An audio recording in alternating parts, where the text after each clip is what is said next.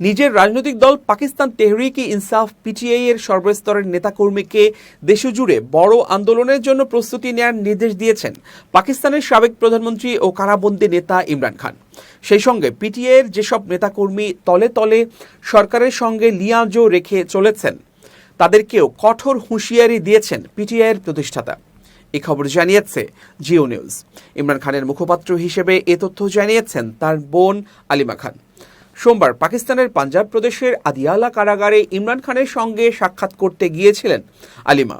সাক্ষাৎ শেষে কারাগারের ফটকের সামনে সাংবাদিকদের সঙ্গে সংক্ষিপ্ত মতবিনিময়কালে তিনি অভিযোগ করেন, ইসলামাবাদে ক্ষমতাসীন বর্তমান সরকার ইমরান খানের সঙ্গে চরম নিপীড়নমূলক আচরণ করছে। কারাগারে একজন সাধারণ কয়েদিকে যেটুকু অধিকার দেয়া হয় ইমরানকে সেটুকুও দেয়া হচ্ছে না। গত ৮ মাসে ইমরান খানকে মাত্র একবার তার সন্তানদের সঙ্গে টেলিফোনে কথা বলতে দেয়া হয়েছে।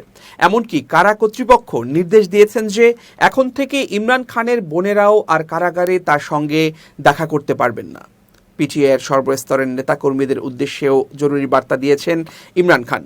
দেশজুড়ে বড় আন্দোলন সংগঠিত করার জন্য নেতাকর্মীদের প্রস্তুতি নিতে বলেছেন তিনি। দলের যেসব নেতাকর্মী গোপনে সরকারের সঙ্গে আঁতাত রেখে চলছে তাদের উদ্দেশ্যে হুঁশিয়ারি দিয়ে তিনি বলেছেন, যারা উইকেটের দুই পাশেই খেলতে চায় দলের মধ্যে তাদের জায়গা হবে না। তিনি আরও বলেছেন, সরকারের সঙ্গে কোনো প্রকার আপোষে যাওয়ার ইচ্ছা বা পরিকল্পনা তার নেই। প্রয়োজনে সারা জীবন কারাগারে কাটাবেন, কিন্তু মাথা নত করবেন না তিনি।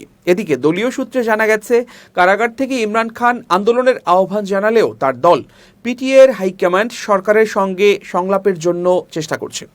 এই সংলাপ বা সমঝোতার মূল উদ্দেশ্য ইমরান খানের কারামুক্তি। সরকারের সঙ্গে আনুষ্ঠানিক সংলাপ এখনও শুরু না হলেও অনানুষ্ঠানিকভাবে কিছু আলাপ আলোচনা ইতোমধ্যে সম্পন্ন হয়েছে।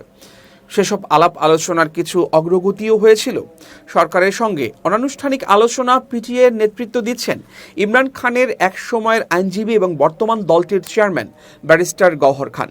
ভারতের জম্মু কাশ্মীর রাজ্যের পেহেলগামে সন্ত্রাসী হামলা এবং তারপর ভারত পাকিস্তানের মধ্যে সংঘাত শুরু হওয়ার পর থেকে বর্তমানে সরকার পিটিআই এর আলাপ আলোচনা থেমে আছে। সূত্রের বরাতে আরও জানা গেছে যে পাকিস্তানের প্রধানমন্ত্রী শেহবাজ শরীফের খাইবার পাখতুনখাওয়া এবং তথ্য বিষয়ক উপদেষ্টা মুহাম্মদ আলী সাইফ গত সপ্তাহে আদিয়ালা কারাগারে ইমরান খানের সঙ্গে দেখা করতে গিয়েছিলেন।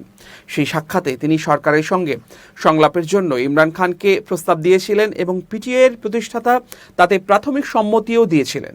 সেই সম্মতির ভিত্তিতেই সরকারের সঙ্গে সংলাপ শুরু করেছেন ব্যারিস্টার গওহর।